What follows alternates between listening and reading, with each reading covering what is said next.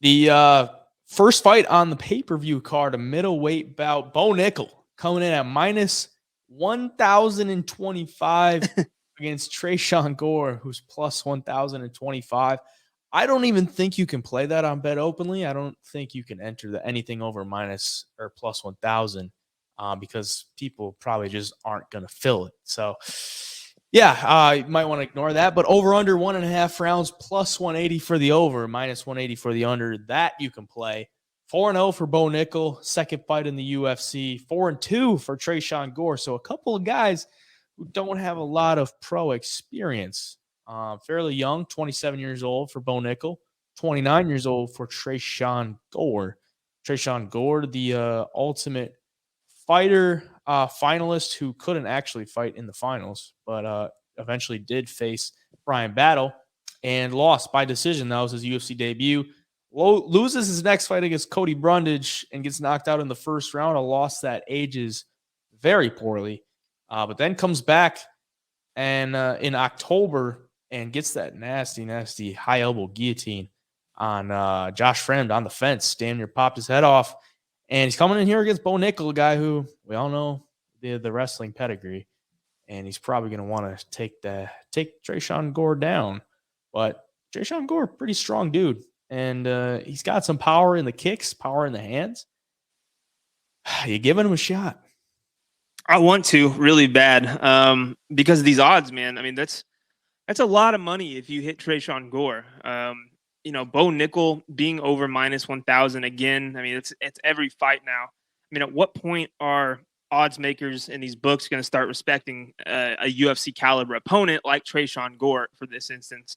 I mean, I don't know if Tresean Gore is necessarily the one to give him a close fight here, but I don't know. Do you think the time's going to come where, Bo Nickal's minus 1,200 when he should be minus 200, 300, and you're going to get phenomenal value on an opponent? Like, have we really seen that much out of Bo Nickal at this level for him to be that big of a favorite against guys who have fought in the UFC? I mean, outside of Jamie Pickett. Jamie Pickett's the worst middleweight in the division. But, I mean, it just seems crazy to me to have a fighter who has this little experience in MMA be a over minus 1,000 or minus 10 to 1 favorite. I mean, what do you think?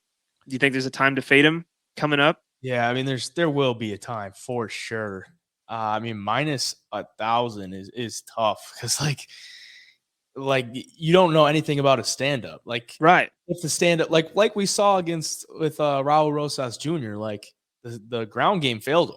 And that was just UFC 287. So 3 pay-per-views ago, the ground game failed him, and he had nothing else. Like, there absolutely nothing else. So if the ground game fails him here, I don't like the minus 1,000 is like crazy. Like, at this point, minus 1,000, like, why are you even playing that? Like, right. There's no real reason to play that. You could throw him in a parlay and juice it like a little tiny little extra. Like what are you really getting at that? And I mean, I thought he was going to roll through Jamie Pickett like most people, but I looked at Jamie Pickett. Like, Jamie Pickett doesn't really offer a whole lot of like finishing ability, so it's not like he can clip him with something that's really going to put him out. He hasn't really shown that.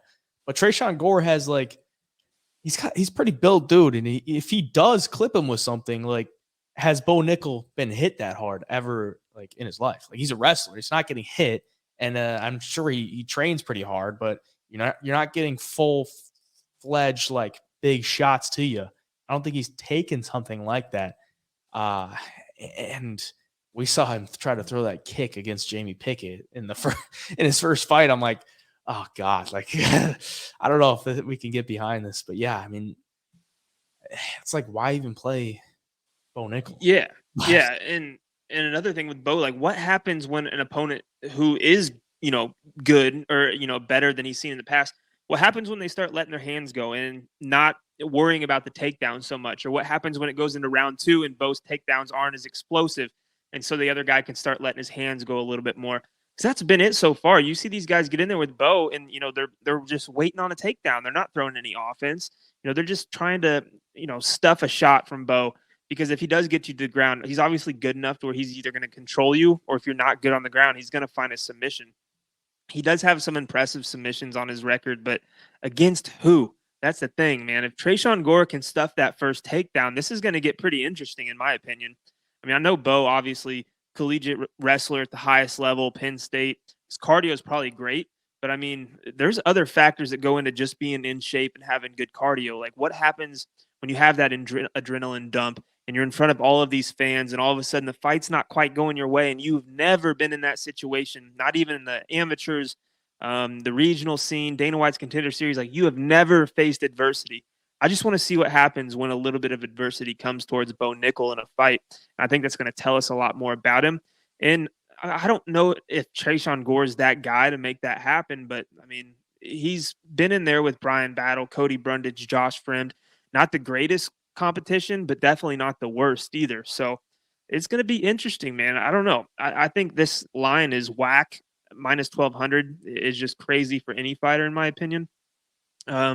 Obviously, I think Bo should win this fight, but there's a world where Tresean Gore does find a big shot. He's powerful. He hits hard.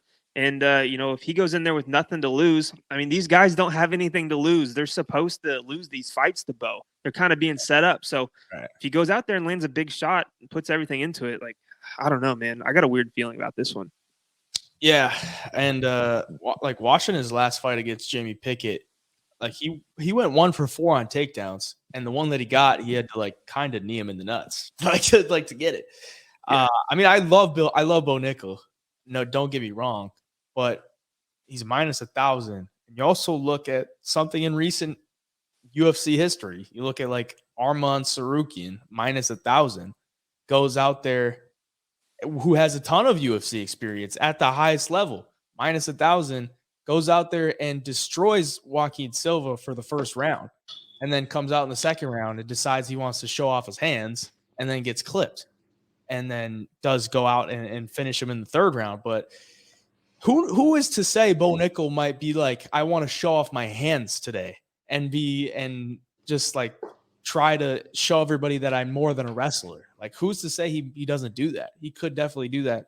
And if you're holding the minus 1,000 ticket, you just don't want that in MMA. You just don't want that. But yeah, for the sake of the show, I mean, of course you got to go with Bo Nickal, but why even play it? Why even play it on the money line? Obviously, the real question is probably going to be like first round 1 sub or round 1 KO. That's what most people are going to talk about. But honestly, I could see this going into the second round. What do you think? Yeah, no, definitely. And, for Bo, I don't know if this is the point where a loss would be better for him or to learn from, but at some point he's going to get a loss in the UFC. It's just inevitable, especially when he starts fighting up the rankings. But, he is a dude that does have superstar potential written all over him. So at the end of the day, if he does win, it's just going to be another exciting fight in his next one to see who can make it close with him. So, yeah, at the end of the day, I want to think that Tresean Gore at least survives that first round. I think you could find some value on a Bo Nickal second round finish. So we'll see what happens. Bo Nickal's the pick, though. Got to be. Yeah.